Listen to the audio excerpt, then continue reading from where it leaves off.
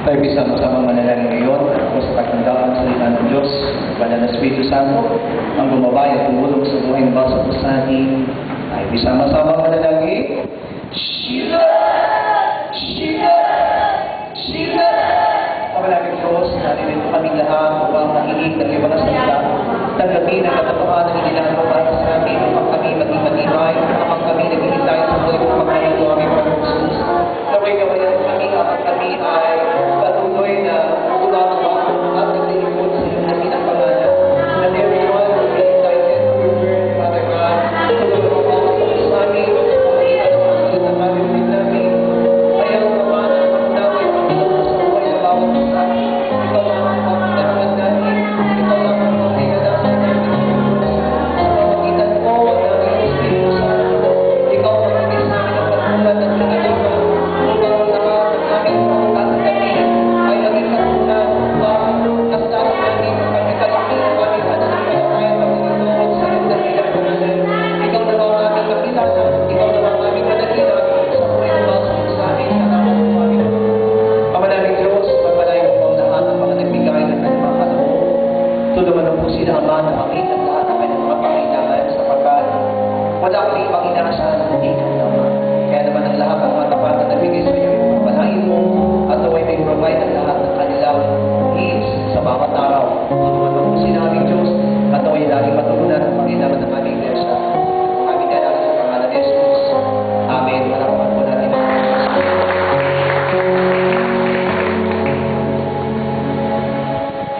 Praise the Lord.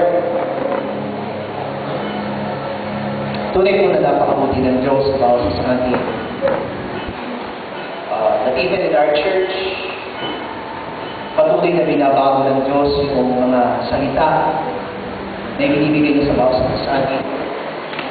Upang ang lahat po sa atin ay maging matatag, maging matibay. Alam ko po, most of our members,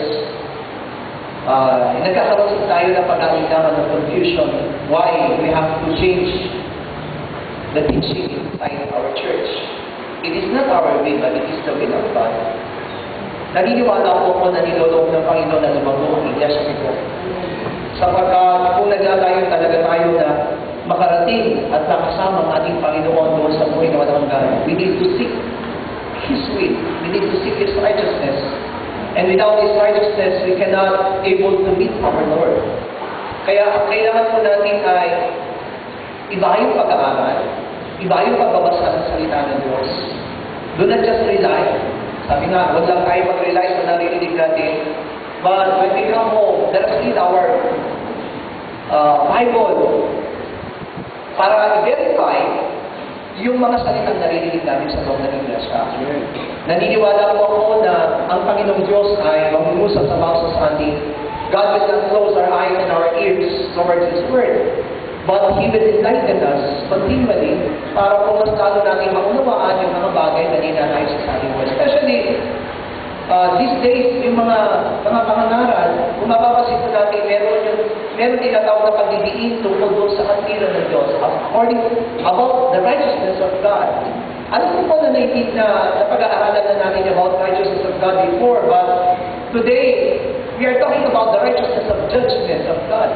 Hindi na po basta-basta kapilan lamang in the time of salvation, in the time of the law, but it is also the righteousness according to the judgment which God have already determined before the foundation and before God created everything. Kaya kailangan po mas maging maliwanag, mas maging malinaw. Hallelujah! Let us open the Bible to Genesis 24, verses 1 up to 31. Genesis 24, 1 hanggang 31. Sabay-sabay po natin itong babasahin. If you don't have the Bible, you can read from the projector. Sabay-sabay po tayo. Matandang-matanda na naman si Abraham at pinagpapanang mabuti ni Yahweh. Sinabi niya sa pinakamatanda niya malibig na kanyang katiwala. Ilagay mo ang iyong kamay sa pagitan ng aking mga hita at manumpa ka. Ipangako mo sa akin sa kanan ni Yahweh, ang Diyos ng langit at lupa, na hindi ka sa Kanaan pipilit na mapapangasawa ni Isaac. Pumunta ka sa bayan kong tinubuan at pumili ka sa aking mga kamag-anak noon na mapapangasawa ni niya, kung ayaw mong sumama na mapipili ko, maaari ko bang si Isaac na ang pumunta roon? Tanong ng alipin. Aba, hindi. Huwag mo papupuntahin doon si Isaac, tumo ni Abraham. Nilisan ko ang tahanan ng aking ama at iniwan ang lupain ng aking mga anak. Sapagkat dito ako pinapunta ni Yahweh, ang Diyos ng kalangitan. Nangako siya ibibigay ang lupain ito sa aking langit. Magsusugo siya ng kanyang mga angel na mauna sa iyo upang tulungan ka sa pagpili na mapapangasawa ng aking anak. Ngayon, kung ayaw sumama na mapipili ko, wala ka na pananagunan sa akin. Ngunit huwag mo papupuntahin doon ng anak ko. Kaya ninilagay ng alipin ng kanyang kamay sa pagitan ng kita ng amo, niyang si Abraham ang nanumpang susundin ito. Nagagano sa 10 kamelyo ang alipin. Matapos nilang nagkaan ng maraming regalo, naglakbay siya patungong Mesopotamia sa lungsod na tinitirhan ni Nahor. At sabi sa labas ng lungsod, uminto siya at pinanuhod sa tabi ng balong naroon ang kamelyo. Sa gayong oras, tuwing magdadating hapon, dumarating ang mga babae para umigil. Siya'y nanlalangin ng ganito, Yahweh, Diyos ni Abraham, pagpalain po ninyo ang aming lakad. Tuparin po ninyo ang inyong pangako sa aking amo. Tatayo po ako dito sa tabi ng balon at iintayin ang pagdating ng mga babae mula sa lungsod para umigil. Ako po'y makikinom sa isa sa kanila. Kapag sinabi niya, uminom ka at painumin ko rin ang iyong mga kamelyo, yun na sana ang babae ihanda ninyo para sa inyong aliping sisa. Sa gayon, malalaman ko na tinupad na ninyo ang inyong pangako sa aking amo. Hindi pa natatapos ang kanyang panalangin, dumating si Rebecca, na anak ni Betuel, at ako ni Milka, na asawa ni Nahor na kapatid ni Abraham. Siya'y nalalapan at napakaganda. Lumusot siya sa buka, pinuno ang kanyang kapanga at tumahod. Sumalong pagka ng alipin at sinabi, maaari bang makinom? Aba, opo, sagot ng babae. At inalalayan niya ang mga habang umiinom ang alipin. Nang ito'y makainom na, ay sinabi pa ng dalaga, painumin ko rin po ang inyong mga kamelyo. Isinali niya sa painuman ng laman ng mga at pagbabad. Sumalo hanggang sa mainom ang lahat ng kamelyo. Tahimik na nagmamasid ang alipin at iniisip kung iyon na ang tugon, Yahweh sa kanyang dalangin. Tapos makainom ang mga kamelyo.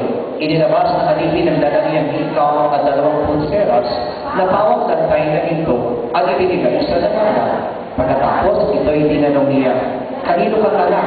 Maaari ba kami pakituloy sa inyo na ngayong gabi? Sumagot ng babae, ako po'y anak ni Betuel na anak ni Nahor at Milka. Maluwag po sa amin at maraming pagkain, pati sa iyong mga hayop. Sa tuwa ng alipin, lumuhod siya sumamba kay Yahweh. Wika niya, purihin si Yahweh, ang Diyos ni Abraham. Hindi siya sumira sa kanyang pangako. Pinagdabayan niya ako sa pagpunta sa bahay ng kapatid ng aking amo.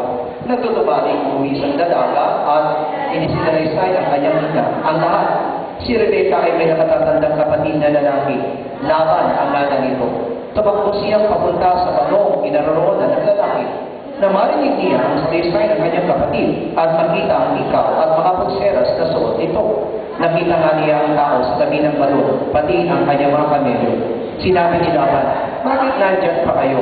Tayo na po sa amin, lalaking pinagpanak ni Yahweh. Nakahanda na po ang pagpapahinga ninyo at ang sisilungan ng inyong mga kamelyo. Amen. It's just a simple story of Abraham, Isaac, and the servants, and Rebecca. Alam ko po na bawat sa po sa atin ay batikan natin ang lahat ng story nito, especially for those of you who have read the Bible many times. You have read already about the story of Isaac, of having his wife. Pero kailangan mo na maintindihan natin mabuti why God declared this word or why God allowed these things happen. And usually, it was written in the Bible. Genesis was written by Moses. Di po ba? Si Moses po ang sumulat po na Genesis. And believe it or not, Moses did not saw Isaac. Hindi niya po nakita. Kaya maunawaan natin mabuti that God revealed this word to Moses. Amen. Kung i-reveal po ng Diyos kay Moses, I think have something, words that he wants to reveal to Moses. Meron siyang nais pahayag kay Moses na gustong maunawaan ni Moses ang lahat ng bagay na niluloob niya. Sa Genesis, mga minamahal ko, yun din po yung aklat kung saan sinalaysay ni Moises kung paano nilikha ng Diyos ang langit, ang lupa, ang lahat ng hayop sa ipapawid, ang lahat ng hayop sa karagatan, and even the creation of man. Kaya nga, Genesis starts with, in the beginning God created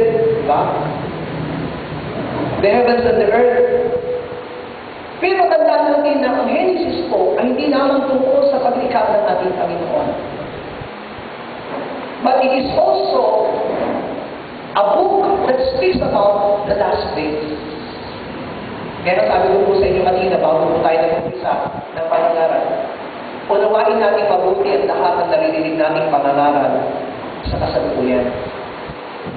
Because before, hindi na natin, we are not much interested about the last days. Yung mga bagay na mangyayari sa uling panahon, hindi po natin pinagtutunan ng pansin. Not all church are interested about these things, even especially in the book of Revelations. Hindi na po nila yung pinagtutunan ng pansin sapagkat napakahirap na unawain. Pero sinasabi ng salita ng Diyos that blessed are those who can see and who can hear the book which God revealed in the book of Revelation. Ibig sabihin, hindi po lahat talaga ng tao sa daigdig nito, hindi lahat ng church, hindi lahat ng mga nanampalataya ay maunawang mabuti o matatanggap mabuti ang mensahe na nilalaman ng aklat ng kahayag. At hindi lahat ng tao at hindi lahat ng mananampalataya ay maunawaan ang tungkol po sa huling kapanahunan. Kaya nga, kung titignan natin na nung sinabi ng Panginoon na nakakaunti lamang ang makasusumpo, that time when the Lord said that one, it was the time when He ministered to the disciples. Pero naniniwala tayo that even in this time, kahit na po sa panahon po natin, mapapansin natin, hindi lahat ng tao.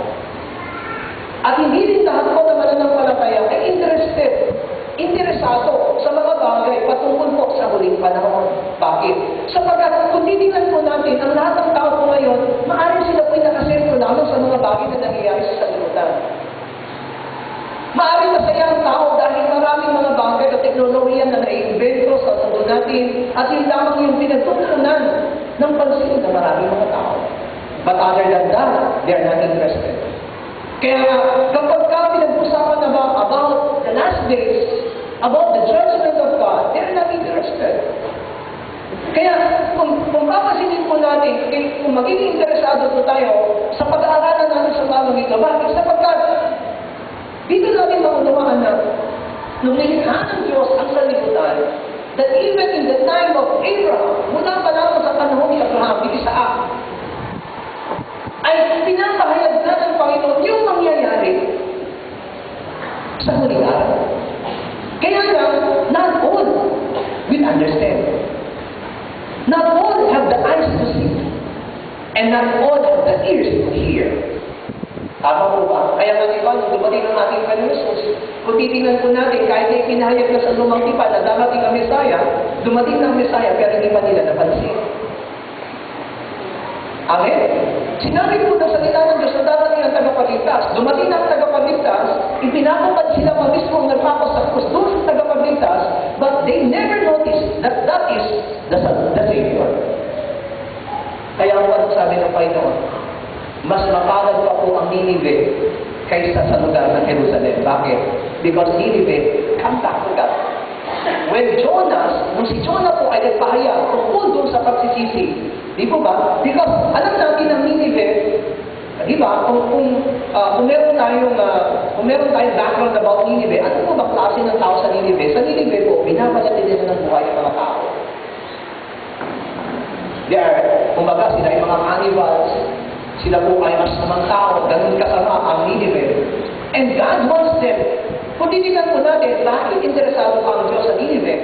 That's why He commanded Jonah, di ba? Inuman siya si Jonah na pumunta sa Ninive. Sabi niya, balaan mo mga tao makinig sa babala, mapapahamak sila. Tama po ba? At nung pumunta nga si Jonah sa Ninive, anong nangyari po? Unti pong yung hari ng Ninive, hanggang sa pinakamababang tao na naninira sa Ninive, anong ginawa? Nagdamit ng sapaw at nagpaalbo, di ba? Nagbuhos ng abo sa kanilang ulo. Tanda ng kanilang pagsisisi. Ibig sabihin, these people will have the favor of God. Bakit? Kasi sumunod sila. Doon sa itinakda ng Panginoon na pagsisisi sa Kanya. Kaya nga banda uli, medyo nagtampo pa si Jonah kasi hindi na itutuloy ng Panginoon yung kanyang papatabusa sa Ninive. Why? Because alam natin ang pangako ng Panginoon nang sino mang mananubalik at magsisisi sa kanyang kasalanan, tatalikod sa kanyang kasalanan, ay patuloy na patatawarin ng ating Diyos. Hallelujah. Pero the problem is, ang mga tao ngayon, hindi interesado eh. That's why even Christians, kahit ang mga mananampalataya, nakita natin na madali silang mahawa sa sanlibutan. Madali silang mahawa doon sa mga bagay na ginagawa sa mundo ito. Bakit? Sapagkat hindi nila pinagtutunan ng pansin yung babala ng ating Panginoon. Hallelujah. Kaya dito, hindi lamang yung pinag-aralan natin o binasa natin talakay sa bawat Abraham wants to choose a wife for his son Isaac. Pero bago mangyari yun, walang kaalam-alam si Isaac. At ang sabi sa talata binasa natin, tinawag ni Abraham ang pinakamatanda niyang alipin at pinagmumpa pa. At itinilagay yung kanyang kamay sa gitna ng hita ni Abraham para sumumpa na hindi siya kukuha ng anumang asawa ni Isaac.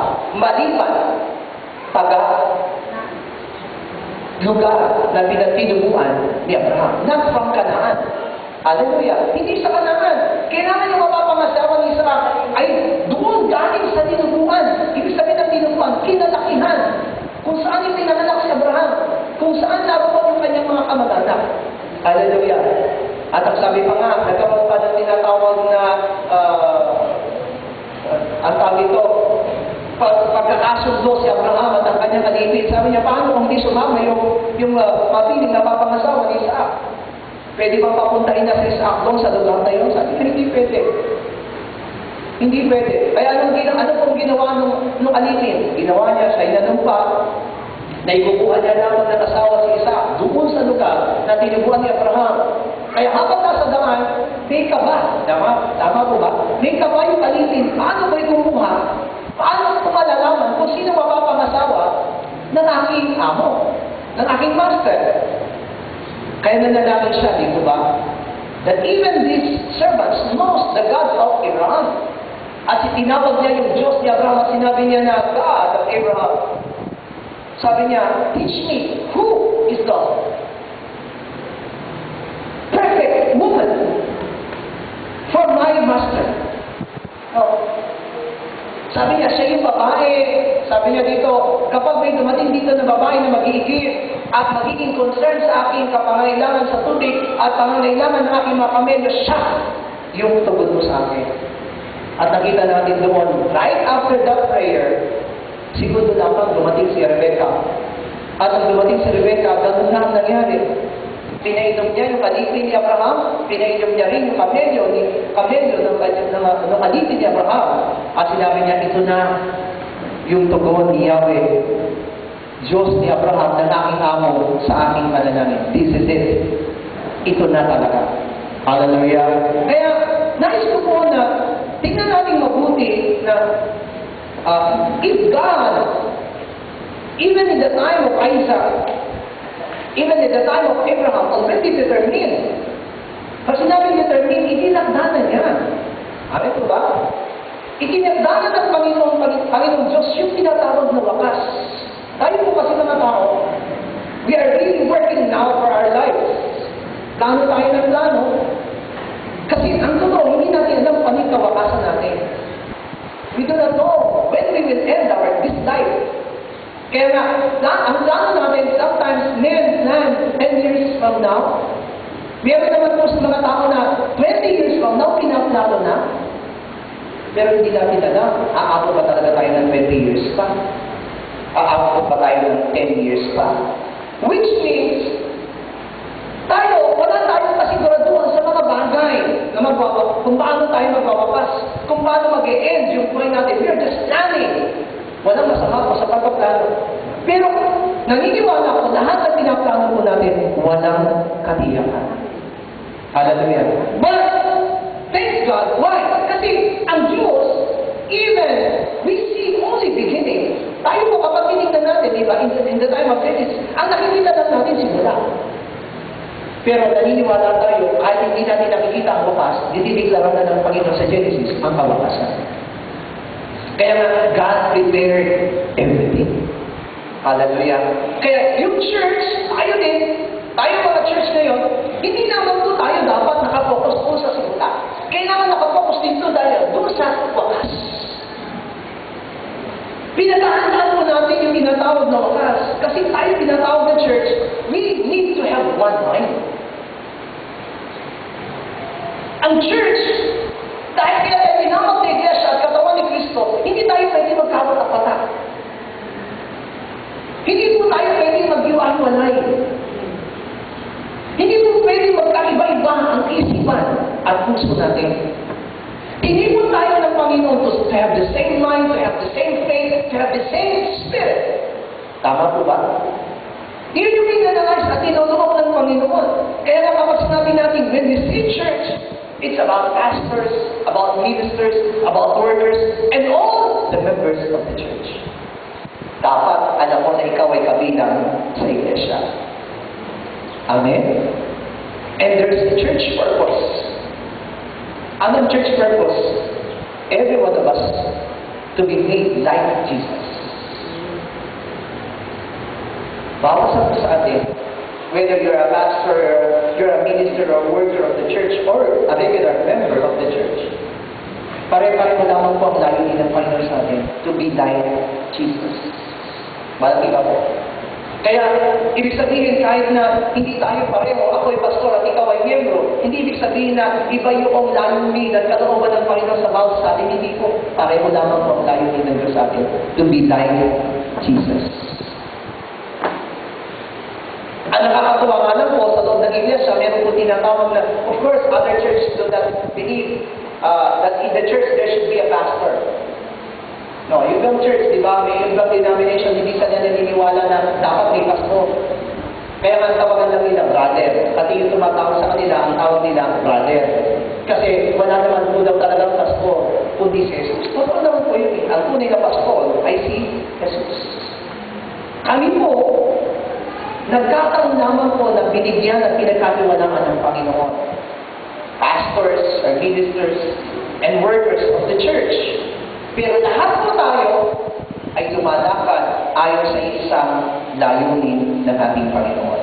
Bakit? Isang katawan lang po kasi tayo. Amen? Hindi tayo pwedeng ibang isipan mo. Tandaan natin, isa lang lugar ang pupuntahan natin. Isa lang ang lugar na target ng bawat sa atin. Isang layunin lamang gusto natin na magkamit tayo ng buhay na walang hanggan. Amen? Kaya masabi sa Roma, Kabanatang 12, talatang 5, yung mata, hindi pwedeng ibilang niya yung kanyang paa na hindi ito parte ng kanyang katawan. At yung kamay, hindi niya pwedeng ibilang na hindi kanyang katawan, yung kanyang ilong. Amin po ba? Ibig sabihin, kung paano ang mata, kailangan niya ang paa, yung kamay, kailangan niya ng bawat bahagi ng katawan, ganun din po ang bawat sa atin. Sapagkat tayo po ay lahat ay kabilang sa isang katawan ng Diyos. At bilang isang katawan ng Diyos, our goal is to do the will, exact will and righteousness of God. Kaya yung katiran na yun, yung paligid, yung righteousness na yun na pinag-aaralan natin every time that we meet, even in this prayer meeting or a regular worship service, sabi ko, Lord, talaga ang gusto mo sa amin, maging matulid ng bawat isa. Ayaw niya na may mapahamak sa bawat isa sa atin. That even in our families,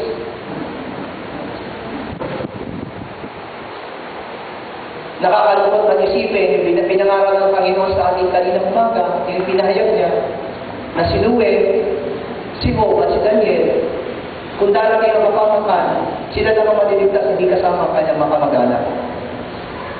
Why? Because they are the only one who retain the righteousness of God in their lives. Kaya nga sabi ko po sa inyo, hindi lang pasto, hindi lang manggagawa o minister, kundi lahat din ng mga miyembro ay kailangan naglalayo tayo na gawin yung tunay na layunin ng Diyos sa buhay ng mga sa atin. Hallelujah. Abraham, in our story, kasi ang topic po natin kasi sa Bible is a worldly church in the last days. Kasi marami pong church ngayon. We are not saying we are number one or we are saying we are different from others. But hindi natin nais pakialaman ng ibang iglesia, but our really concern is only for our church. Ang gusto po natin sa loob ng iglesia po natin, me as a pastor, and even Pastor Joe as our head or overseer, wants all the members of the church to be included in the first pastoral church.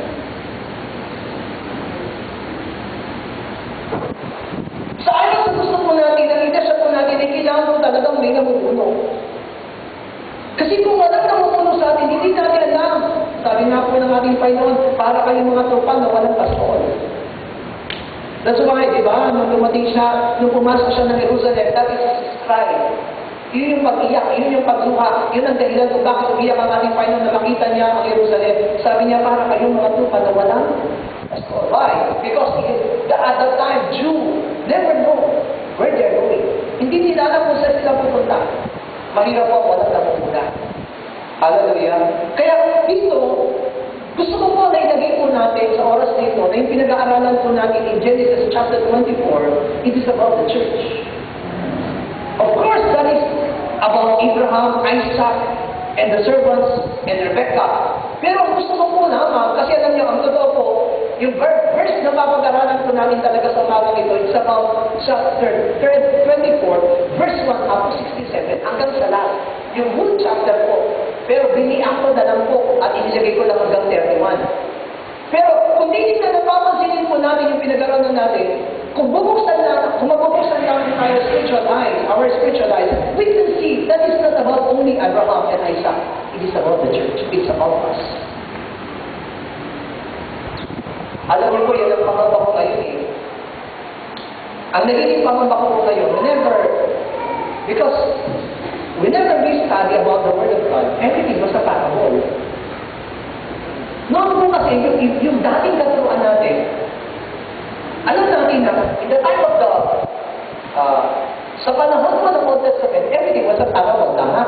There is no problem about Old Testament doon sa dati nating teaching. Lahat po yun may parable. But, when Jesus Christ already came on this earth, there is no parable already.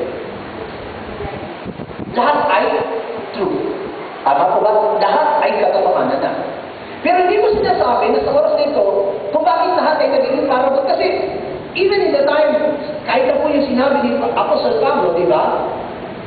Yung sinasabi ni Apostle Pablo, akala natin titiran. Pero it is also a parable. It is also about the church. It is also... Kaya nga, sabi ko, kaya pala sabi ng ating Panginoon, kakaunti naman talaga yung nakabukas ang mata na nakikita ang katotohanan. Kaya baka akala natin may mata tayo, pero ang totoo, may mata nga tayo, pero hindi nakakakita. Akala natin may pandinig tayo, nakakarinig tayo ng sermon, pero ang totoo, ibigin tayo. Bakit po sinabi ko ito? Because unless you will understand everything about God, everything about God's righteousness, you don't have the eyes and you don't have the ear. Kasi po yung pinapag-aralan natin, the great purpose of what we are studying now is to change. Baguhin po tayo. Kasi nakagawian na po na kahit sa iglesia, church members never change. Kasi ang pinagmamalaki ng iglesia ngayon, ang pinagmamalaki naman ng palatay, nagsisimba naman ako. Nananampalataya naman ako. That is their own righteousness. But the righteousness of God is really to come out yung buhay na basa ko sa atin na umayon dun sa path of God's righteousness. Hallelujah. Amen. Kaya gusto ko po na nawakan natin yung pangunawa ng bawat isa upang makita natin yung hinanais at niloloob ng Panginoon. Una, sabi dito, just a simple request of the master. Gawin natin yung master na yun, di mo ba? It is Abraham. Diba? The master of that elder servants. Ang sabi ng master, kailangan mo nang ipili na mapapangasawa ang aking anak. Ibig sabihin, the one who proposed the command is the master. Pag sinabing the one who proposed, sa kanya lahat galing. Amen? Pag sinabing sa kanya lahat galing, walang ibang gagawin yung mga servants na nakapailalim sa kanya kundi ang sumunod. Hallelujah. Kasi gusto ko po makita natin yung relasyon natin sa Diyos today. Napakasimple nung sinabi ng master. No? Sabi ng master, ilagay mo yung kamay mo sa kalagitnaan ng hita ko at sumumpa ka. Ha? That is, we are talking now about the relationship of the master and the servant. At ang sabi ng servant na yun, sumusungka po ako, manunumpa po ako. Sumunod ba yung servant sa paglalagay ng kanyang kamay sa pagitan ng hita ni Abraham? Yes. He obeyed that one. I don't know kung anong ibig sabihin bakit sa hita. Pero naniniwala ko na may ibig sabihin kung bakit. Kailangan ilagay niya muna yung kanyang kamay sa pagitan ng hita ng kanyang master. That's just to show that he will obey the master's plan. Yan po yung nakalagay, di ba? Doon sa tinatawag na verses 2 to 4. Yan. Sabi ng sinabi niya, sa pinakamatanda niya kaliti na kanyang katiwala, ilagay mo yung kamay sa pagitan ng aking mga hita at manumpa ka sa 3. Verse 3. Ipangako mo sa akin sa ngalan ni Yahweh, ang Diyos ng langit at lupa, na hindi ka sa Kanaan pipili na mapapakasawa ni Isaac. At sa 4, pumunta ka sa bayan kong tinubuan at pumili ka sa aking mga kamag-anak doon na mapapakasawa niya. Ito naman po yung napakasimpleng command. Ang sinabi ko, Lord, ano po ba ibig sabihin ito sa akin? Kung titignan po natin, doon pa lang makikita na natin dito na sa unang pagkakataon pa naman na binigay ko sa inyo na there's a master and there's a servant, nakita na namin kagad yung panatagay natin. Tama? Kayo po ba yung master o kayo yung servant? Tanungin ko kayo katabi mo, ikaw ba yung servant o ikaw yung master?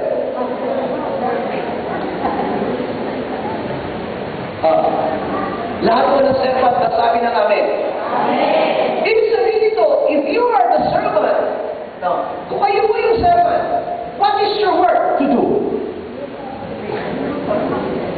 Ano po yung trabaho natin lahat? Kung tayo po ay binibilang natin yung sarili natin, we are not the master, but we are the servant. Ano yung pinakatrabaho natin ngayon? Sumunod sa master.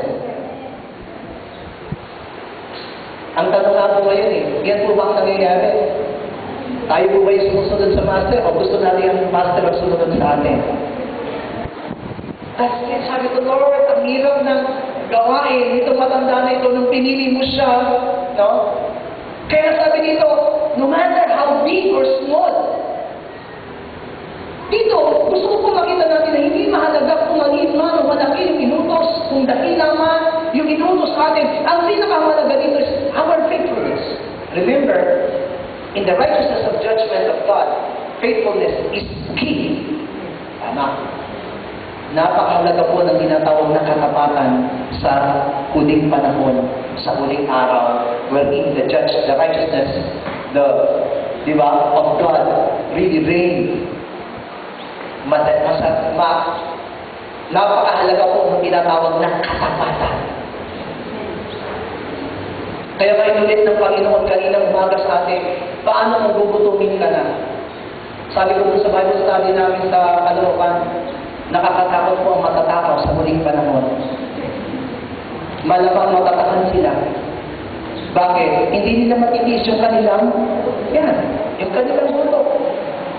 Mga kasama ko nga kakakain lang namin, pagsakay namin ng Stares, pagkain na naman ang pinag-uusapan. Hanggang sa malapit na kami bumaba, pagkain na rin ang pinag-uusapan. Samantala kumain na po kami niyan. So, di Di ba? Even in the last sabi, di ba? No one can buy. Walang sino man makabibili sa huling panahon. Bakit? Unless you will have the seal of the beast. Kaya, dito natin makita ngayon, no? Sabi doon, no matter how big or small is that command of that master to the servant, but we should make our vows. Church, hindi po ito usapan siya. Kanina umaga, sabi na rin sa atin ng Panginoon, huwag mong tingnan yung katabi mo, ang tingnan mo yung iyong sarili. Kasi, at that time, naniniwala po ba kayo na hindi lamang yun ang alipin ni Abraham? Hallelujah. Tanda natin, bakit nag-away bakit nag-aaway na yung mga yung kampo ni Lot at saka kampo ni Abraham? Because there's so much, di ba, meron na silang mga kanya-kanyang alipin. Yumaman na silang pareho. Tama? Actually, pareho silang umasenso. Ibig sabihin, marami silang alipin. But this time, there is only one servant who is being chosen. Ang sabi ng Book of John, it is not you who choose me, but I is the one who choose you. Hindi kayo pumili sa akin, ako ang pumili sa inyo. Naniniwala ka bang pinili ka ng Diyos? And then, make a vow. Sabi ng Panginoon, sabi ng Master sa kanyang alipin, manumpa sa akin. Sabi ko, Lord, ipinapakita mo sa amin dito ngayon na kung wala kaming puso, kasi alam ko yung panunumpa na yun once na you make a vow, di ba sabi sa Kawikaan, wag na wag mo hindi tutuparin ang anumang panunumpa, pangako na binigay mo sa Panginoon. Anything that you have vowed for the Lord, you need to fulfill it. Perfect it. Hallelujah. Kaya iba hindi nanunumpa. Kasi natatakot sila. Kasi alam nila kapag nanumpa sila, kailangan nila itong gagawin. Amen? Di ba yung mga mag-asawa rin, kapag kinakasal, meron silang mga vows, ikaw ba, lalaki, mamahalin mo ba itong babae, for better, for worse, in sickness, in health, till death do you part? Anong sagot ng lalaki? Opo, pastor. Ikaw babae, mamahalin mo ba itong si lalaki, sa kasakitan karamdaman, kaginawahan o kahirapan, till death do you part? Opo, Panginoon, pastor. O, pagkatapos ng 10 years, what happened? Yung opo, wala na. Umahanap na ng iba. Tama? Di ba? Kaya nga, nakakatakot Nakakatakot ang kasal. Nakakatakot ang mag-asawa. Kasi kapag mag-asawa ka, nakatali ka, whether you like it or not, nakatali ka na sa kanya. Forever.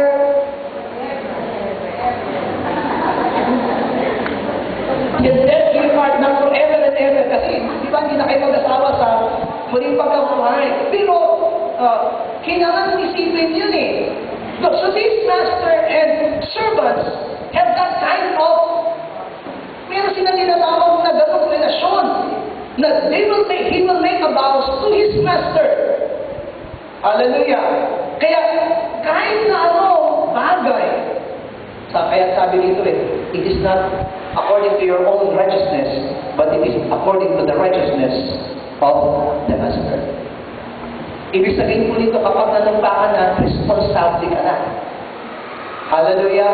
You are already responsible in what you are doing. Kaya nga, kung titignan natin ang sarili natin ngayon, kamusta na po ang relasyon natin bilang master and servant sa Panginoon?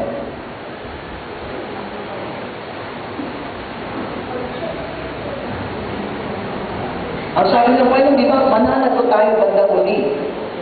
Ano sabi niya sa Hebrews chapter 4, verse 13, sister? Walang makapagtatago sa Diyos, ang lahat ay hayag at tantad sa kanyang paningin, at sa kanya tayo sulit. Kaya, hindi natin pwedeng layain. Una ang Panginoon, pangalawa ang sarili natin. Hallelujah. That's why, if we are really working now for the Lord, because He is our Master, and we are His servants, we should show our responsibility, being responsible, because we will give an account to Him. Kaya walang sino magsabing dito makapagdadayaw yan sa harapan ng Panginoon. You know for yourself what kind of heart you have for your Master. Ang tanong ko po sa inyo, kahanga-hanga po ba yung servant ni Abraham? Yes. Nakakahiya po, di ba? Nakakahiya isipin yung sarili namin sa harapan ng servant na yun. Kasi meron naman, tandaan natin, di ba, maging ang ating Panginoon Jesus, di ba, in the last days, nagkwento siya tungkol sa servant and master, di ba? Na umalis yung kanyang master at pinagkatiwalaan niya yung isang alipin. Di ba ba? Anong sabi niya? Yung alipin na yun, pag-alis ng kanyang Panginoon, matagal pa naman darating yung Panginoon ko, anong ginawa ng alipin na yun? Pinupod niya, minaltrato niya yung lahat ng kanyang alipin, biglang dumating yung master. At anong sabi ng master? Hindi ka nakarapat-dapat. And I think even in the last days, ganyan mangyayari sa atin. Hallelujah. We are not looking. Tandaan natin, hindi natin tinitignan ngayon ang kapatiran natin. Kung ang kapatiran mong katabi ngayon ay hindi tapat, hindi siya ang tinitignan. Ang tingnan mo yung sarili. You need to be responsible enough for the things that God entrusted to you. Sabi ko nga po sa inyo, lahat bawat sa po sa atin, even you are a pastor, a minister, or a workers, or a regular member of the church, lahat tayo lumalakad sa isang purpose, sa isang layunin ng ating Panginoon. Kaya, bawat ginagawa natin, we consider everything as a ministry. Hallelujah! Siyempre, of course, kami mga pastor, ministry namin ito, pakalagaan ng iglesia. Ang mga minister, meron din silang responsibility of ministry na ginagampanan. Yung mga worker, meron din ministry na ginagampanan. Even the members of the church has the ministry. If you are not going to attend the worship service, you fail to do your ministry. Hallelujah. Tama po ba? Kaya nga, yun ang hinahanap ng Panginoon sa bawat sa ating ngayon. Ang hinahanap ng Diyos, how every one of us to be faithful. Anong sabi ng Panginoon? Tandaan po natin, anong sabi ni Pablo sa Galatia 1:10? Hindi natin binibigyan ng kaluhuran ng tao. Ang binibigyan natin ng kaluhuran ay ang Diyos. Di ba sabi niya dyan, no? Ngayon, nangangahulugan ba ang hinahangad ko'y papuri ng tao? Hindi. Ang papuri ng Diyos ang hinahangad ko. Sinisikap ko bang magbigay lugod sa tao? Kung iyan lamang ang hangad ko, hindi na sana ako naging alipin ni Kristo. Lahat nga po ng alipin ni Kristo, magsabi ng amin. Amen. Kaya huwag niyo sabihin na itong pastor na ito, utos na utos sa akin. Hindi po. Yung utos ko, itinadaan lang kay pastor, pero kayo ay alipin ni Kristo, hindi alipin ni pastor. Hallelujah. Lahat ng alipin ni Kristo, magsabi ng amin. Amen. Lahat tayo alipin ni Kristo. Kaya lahat ng ginagawa natin ngayon sa kasalukuyan, hindi na ito para lamang sa ating kaligtasan. We are working now for that resurrection of our new body.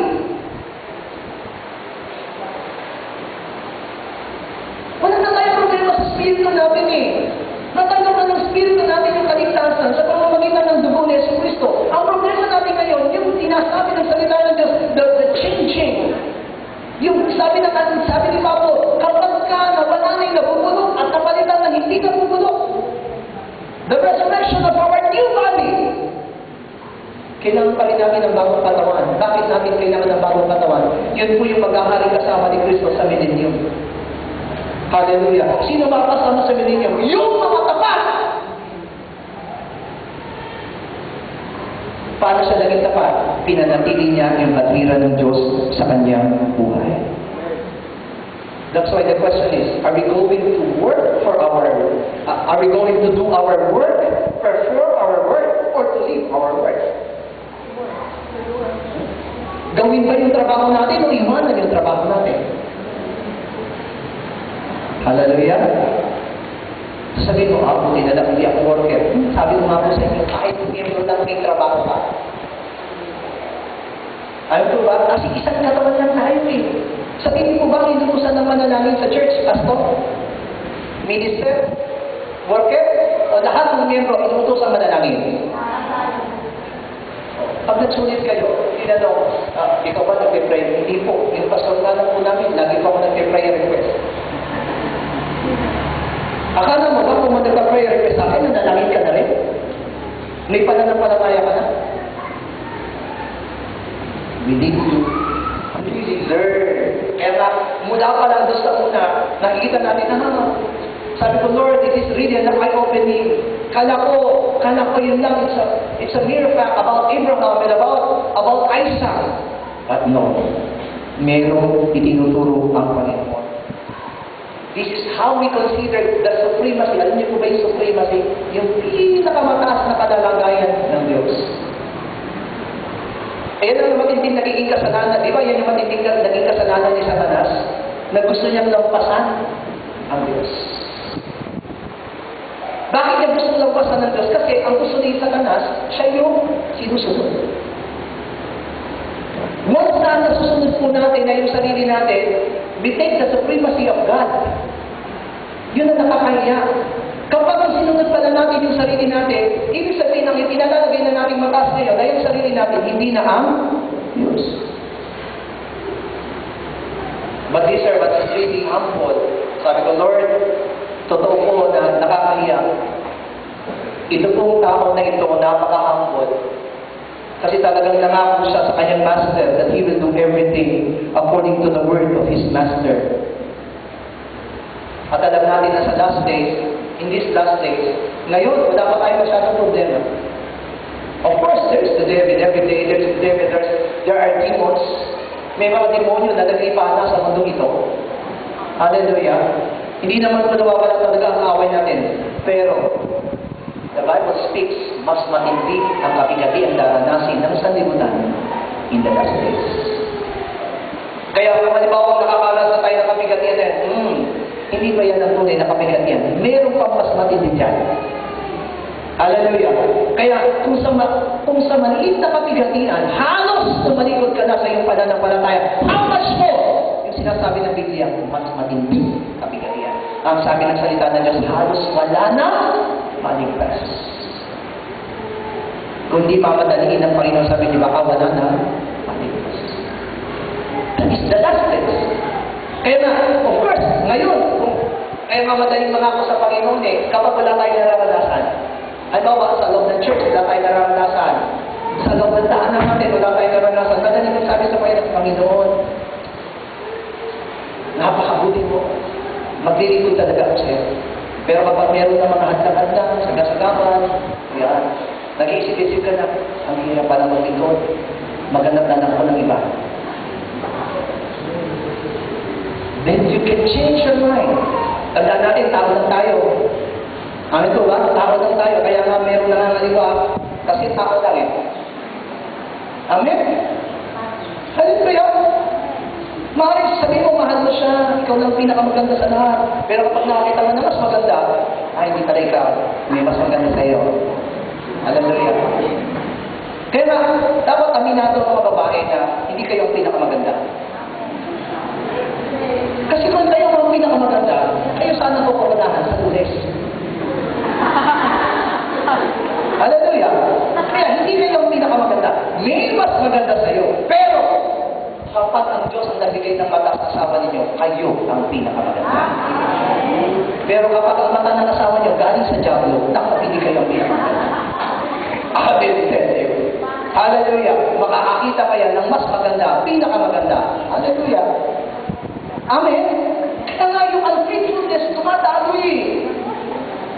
That's why these servants, sabi ng Lord, He will not stop unless He will finish His job. Sabi ko, Lord, di ba sa binasa nating talata, nararamdaman niyo po kayo, nararamdaman ng alipin habang sumusunod siya sa butos ni Abraham.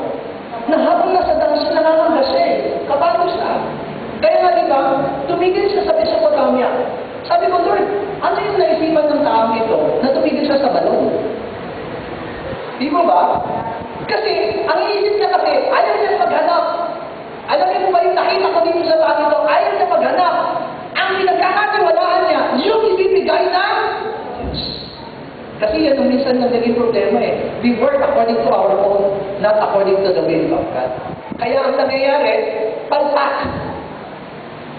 Hindi tayo, bakit? Kasi lumalakad tayo ayon lang sa sarili natin eh. Siya hindi po, nagtiwala siya, nanalangin siya. Kaya pagdating niya doon sa balon, alam ko yung umiigib ang mga babae. Kasi dati, ang mga babae pala talaga umiigib. Kahit yung Samaritana, di ba? Sa John chapter 4, babae umiigib na yung kasi. Bumaliktad eh. Lalaki na pinag-iigib eh. Pero noon, babae ang umiigib. Oh, huwag na natin pagtalunan, pero yun ang totoo. Di ba? So, these servants, lumunod siya na nanalangin. Kanya, God of my master, pag may dumating dito na babae magpapainom sa akin mga pamilyo, yun na ang ibinigay mo sa akin. Hallelujah. Amen. Kaya na, sa tingin ko ba, ano kung mas madali? Mas madali ba ang sumunod sa iyong master na wala siya? O mas madali sumunod sa master kapag nandyan siya? Ano po ba sa iyo mas madali? Kapag wala ang master mo o kapag nandyan ang master mo? Kapag wala, mas mahirap. Kasi pag wala, banji-banji. Pwede mo hindi gawin. Pero pag nandyan, kaya tingnan mo ngayon sister wife ko kasi di ba nag-Hong Kong siya. Sabi ko, sister, di ba pag Chinese New Year, sabi ko sa Hong Kong, gano'n kahirap? Sabi ko, mahirap. Sampol kayo maglilinis, ganyan. Ang hirap. Ang hirap pala. Kasi yung isang kapatiran natin nasa Singapore ngayon, sabi niya, puyat na naman, pagod na naman. Kasi Chinese New Year, di ba? Pagabi. Chinese New Year. Kaya sabi niya, pagod. Sabi ko, mahirap. Lalo na kung amo mo mahigpit. Tama po ba? Hallelujah. Kaya, susunod at susunod ka. Pero pag wala, pahinga lang, konti-konti. Hallelujah. Amen. Hallelujah. Yung mga hindi pa nakarasan ng katulong, hindi pa nyo mararanasan. Kaya di ba anong ginawa ko ng mga mayayaman ngayon? Nilalagay nila ng CCTV yung kanila mga bahay para makita nila kung anong ginagawa ng katulong kapag wala sila. Hallelujah. Yung katulong mo pala pag wala ka, nagsisiwingpon. Siya pa rin kumakain ng pagkain sa ref. Hallelujah! So, ganoon. Kaya sabi ko, Lord, it takes really a faithfulness of these servants na wala na siya in an absence of his master. But, sabi ko, Lord, totoo siya sa kanyang master. Colossians chapter 3, verse 22 to 24. Maging masunod mga alipin, maging masunurin kayo sa inyong Panginoon, pinapanginoon dito sa lupa, may nakakakita man o wala, sapagkat ipalagay ninyo ng inyong paglilingkod ay ginagawa nyo kay Kristo. Kaya tayo man, worker, ministers, pastors, or members of the church, kung kayo po ay tunay na maglilingkod sa Panginoon, maglingkod kayo, hindi dahil may nakakakita. Kundi maglingkod tayo dahil alam natin may Panginoon tayo na pinilingkuran. Hallelujah! Hallelujah! Kaya ngayon, dinidevelop ng Panginoon. Nakita po ba natin, dinidevelop ng Panginoon yung relasyon. In this last day, ang dinidevelop ng Panginoon yung relasyon mo at ng iyong master. Hallelujah! That's why you can ask now. Sa unang pagkakataon na pinag-aaralan natin, tanungin mo na yung sarili mo, how is my relationship to my master? Kung i-rank po ba kayo, 1 to 10, ilan na ang grades ninyo sa inyong relasyon sa inyong master? 7, 8, 9, 10, 5, 4, 3, 1. Nasaan po ba kayo? Ang pinakamataas na po, ano na ang rank ninyo? Nasa number 10 na ba kayo? Yung pagsunod ba natin sa ating master number 10 na? Talagang 100%? May nakakita man o wala? That speaks about the church.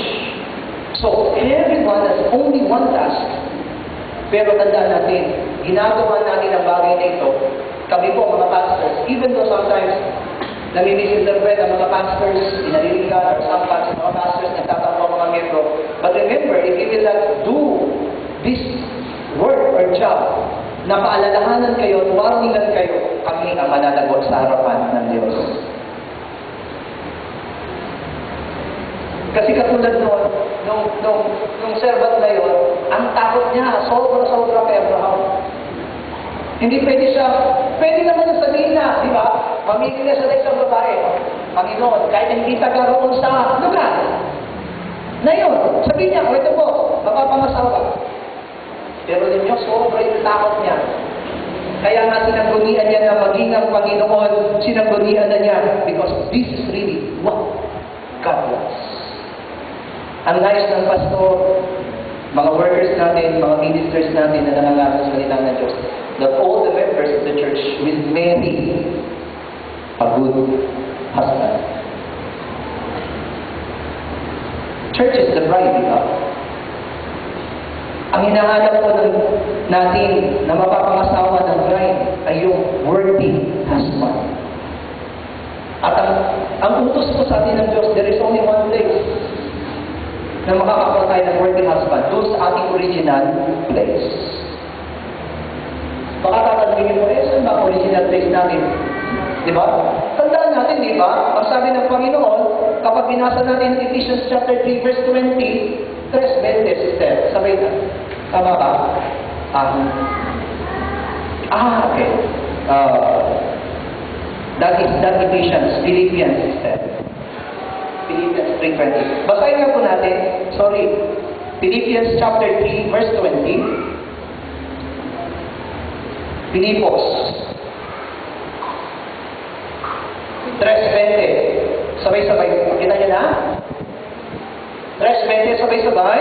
Sa kabilang dako, ang langit ang tunay nating bayan. Mula roon, hinihintay nating may pananabik ang Panginoong Jesucristo, ang ating tagapagligtas. Ano daw yung tunay na bayan natin? It is heaven. Kaya hindi pala pwede talagang kumuha ng taga-ibang bayan yung mapapangasawa ni Isaac. So Isaac, kaya dito makita natin, Isaac represents the church. Tama mo? Si Isaac po, hindi sa ayaw sa puso niya, hindi siya pwedeng mag-asawa ng taga-ibang bayan. Because even Abraham became only alien. Kasi tanda natin, hindi po siya talaga taga-roon sa lugar na kanyang pinuntahan. He was commanded by God to get out from that place and leave his house and leave his family and go to the place which God will command him. Tayo rin, meron talaga pala tayong tunay na bayan. Baka hindi pa natin alam ang tunay na bayan natin according to Philippians chapter 3, verse 20. It is heaven. Di ba sabi last Friday, bakit napahamak si Esau? Kasi ang hinahanap ni Esau, ang sanlibutan. Bakit pinagpala si Jacob? Kasi ang hinahanap niya, ang eternal. Kaya tayo, matatanong natin ang sarili natin ngayon. Can you ask yourself now, saan ka nakatuon ng pansin ngayon? To the things which are eternal or to the things which are in this world? Kasi sa totoo lang, kakaiba na pumikat sa libutan. Kaya nga yung matatanda natin mga worker, kapag meron silang touchscreen na cellphone, ang hirap nilang tawagan. Hindi nila alam kung anong pipindutin para sagutin. Pag wala kang load, di ba? Mga kabataan, pag wala kang load, gamitin mo ang messenger, ay free, di ba? Message. Pag-message ka sa mga worker natin, sa messenger, nakako, kinababasa, 3 araw na hindi pa nababasa. Sabi ko, Lord, paano gagawin ito? Madaling teknolohiya, pero ang hirap gamitin. Hirap na hirap ang mga worker because of the technology. Tama? Kaya nga, so much income. Kaya nga, masarap na rin ang mga matatanda ngayon eh. Kasi nasasabi natin na hindi sila pansalimutan. Pero mga kabataan, they are really worthy. Kaya sinasabi ni Pastor sa atin ay binabalita, 6 years from now, ang mga cellphone itatanim sa katawan. Ang una magkakaroon niyan, you. Amen?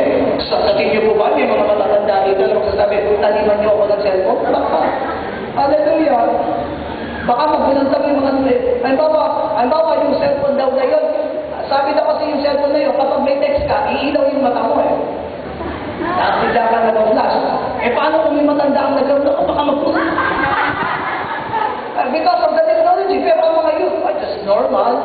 Normal sa kanila yun kasi kahit na anong teknolohiya ngayon, ang bilis. Makachat ng mga youth, mga kabataan. Tama po ba? Not only our youth, but this world. Ito. Kahit mga batang ka, di ba? Tanungin din ganyan kalilit na bata sa kagaling. Computer shop.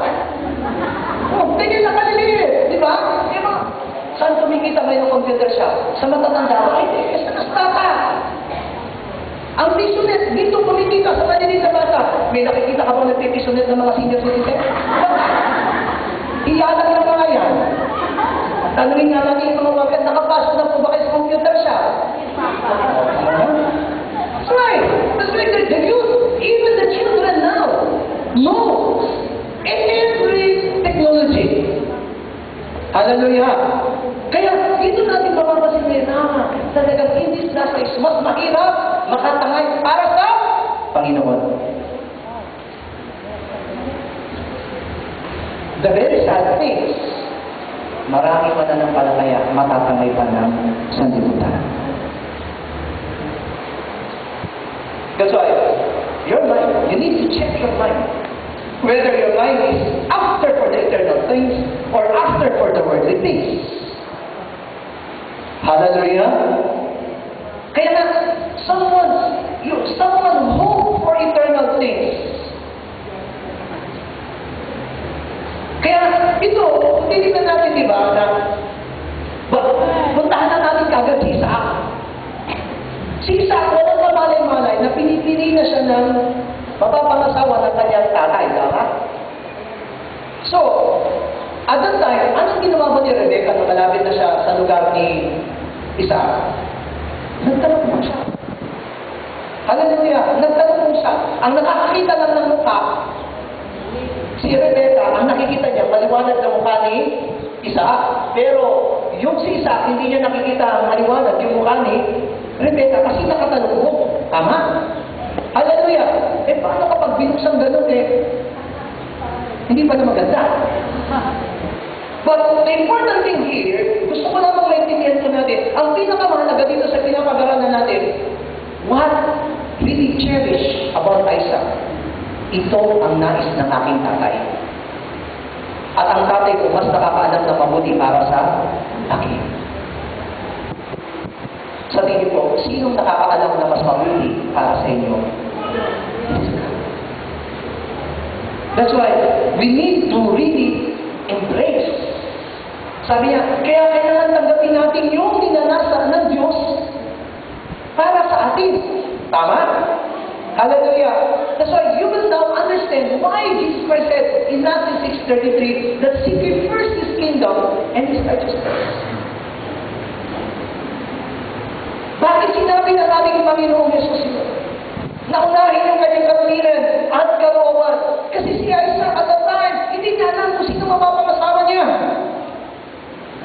But when his father Abraham chose for him, this is the worthy wife for you. Kaya doon natin makikita how Isaac, as a church, bilang iglesia, naging masunurin siya sa kalooban ng kanyang ama. His willingness. That is in, di ba? Kailangan niya, he needs to be willing to obey. Kaya nga nakakahasa rin si Maria, di ba? Bakit kumama tayo kay Mary? Because Mary, even though it is really very hard for her, mabigat para sa kanya na gawin yung ninanais ng Diyos. Hindi siya pwedeng magbuntis dahil dalaga siya. Pero nung sabi niya po, not my will, but let your will be done. According to your word, let it be done according to your word. This is the word of Mary. Servant lang kasi siya.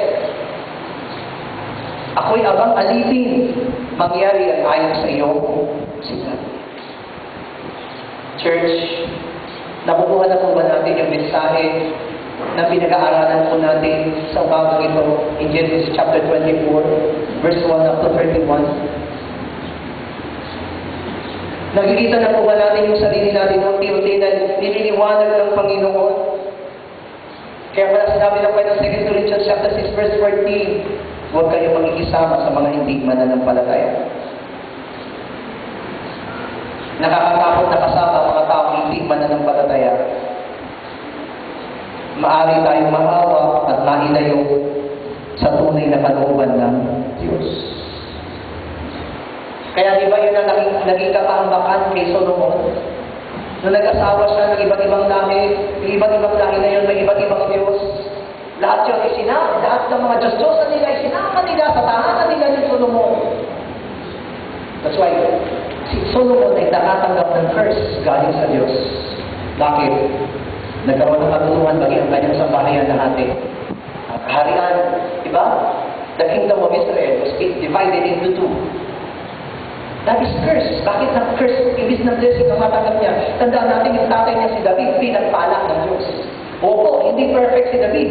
Nagkasala si David, pero nanumbalik si David. Instant.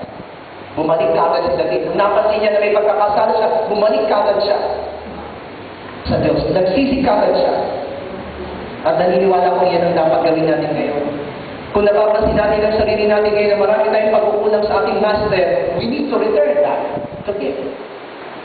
Kung hindi pa meron tayong mga sinumpaan, mga pananalita na sinabi sa Panginoon na hindi natin natutupad sa Kanyang harapan, we need to come back to Him and then fulfill what you have promised to God.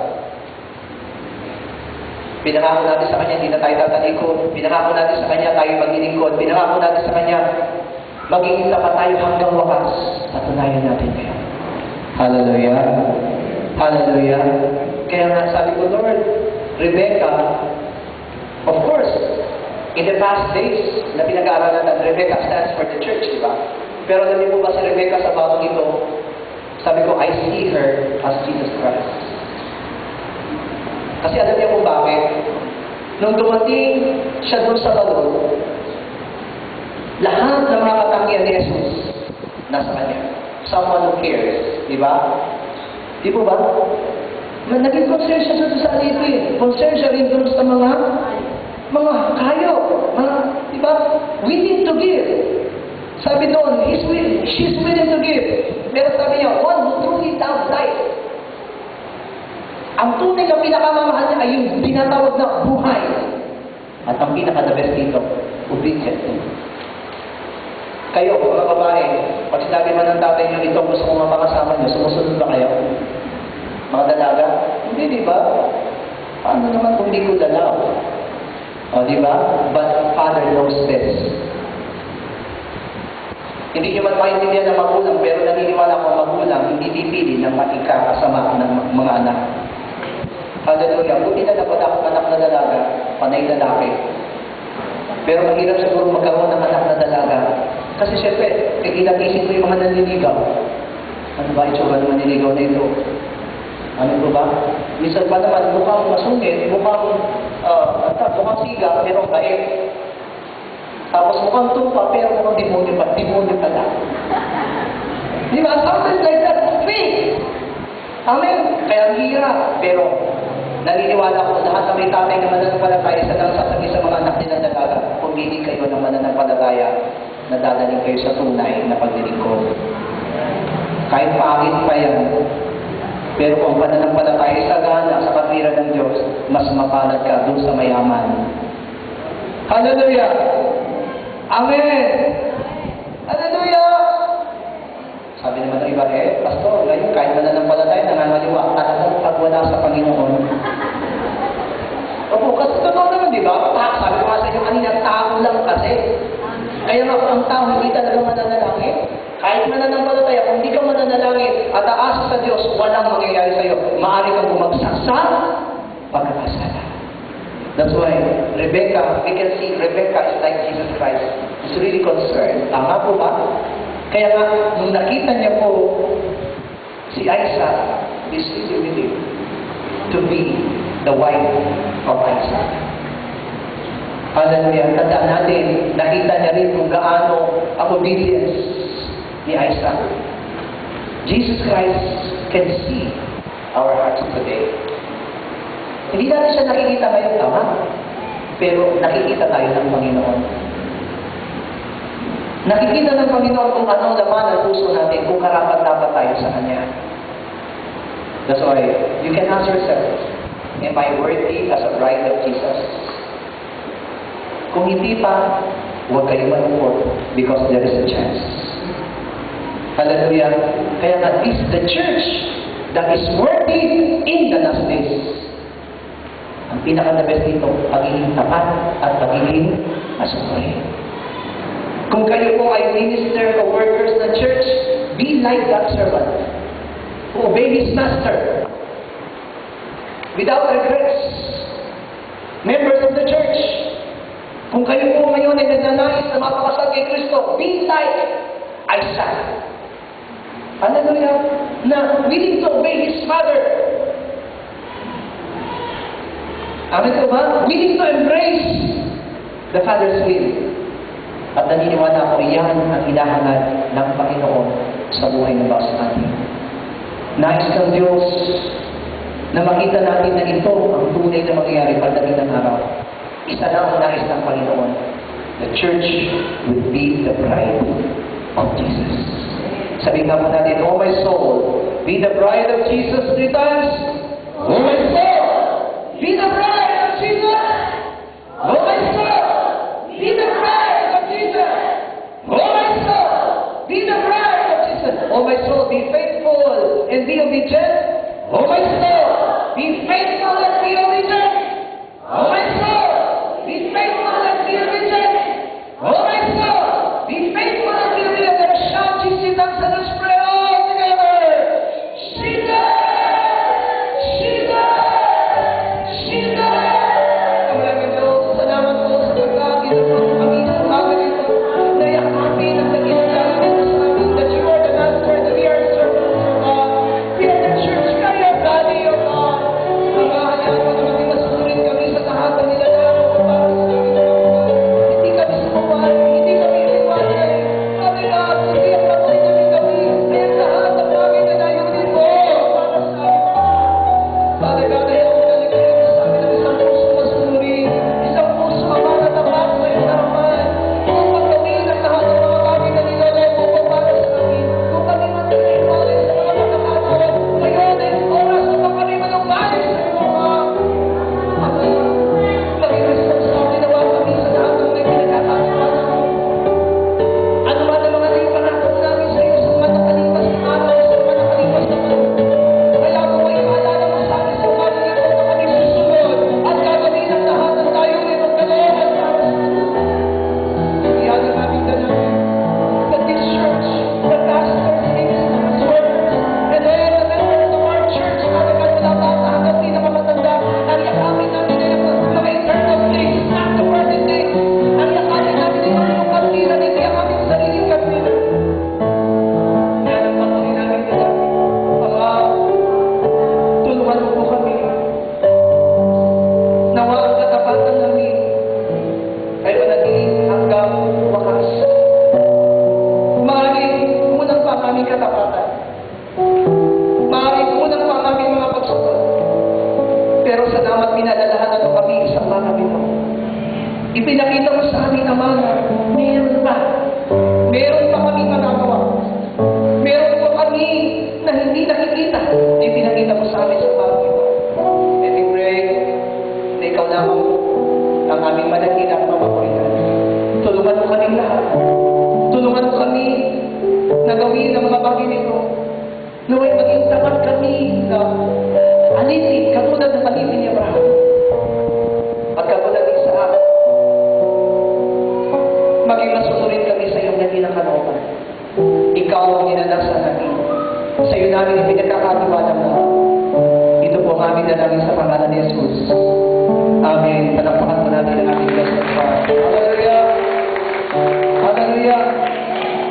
So that's why whenever we read the Bible, our concern is to see the righteousness of judgment of God and to see what the Lord wants for us in this last day. Hallelujah! Ngayon po ay last Sunday of the month. Ngayon po ang bigayan ng ating mga pledges sa para po sa sasakyan natin, yung naipangako natin ang 10 August, ang pledges po natin. So today, we will gather our, yung ating po mga pledges today. I-gather po natin sa oras na ito. And we'll sing one song, give thanks with a grateful heart. Kayo na naman po ang ating para sa inyong mga pledges.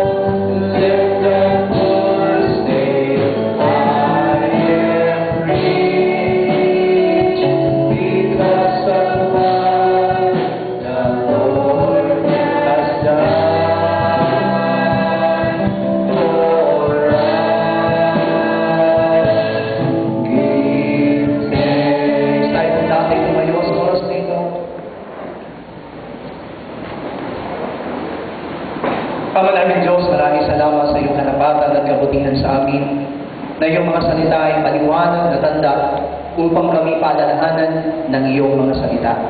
Salamat po sa mga pagpapaalala mo sa amin at naniniwala kami na ikaw ang lubos tunay na masusunod sa buhay ng bawat isa sa amin. Gabayan mo kami sa lahat ng aming gagawin. Patubayan mo kami, Ama, sa lahat ng aming mga binabalak sa pamamagitan ng pag-ibig mo, aming Ama, biyaya ng aming Panginoon Jesus at pagsama ng Espiritu Santo ngayon at magpakailanman. Amen!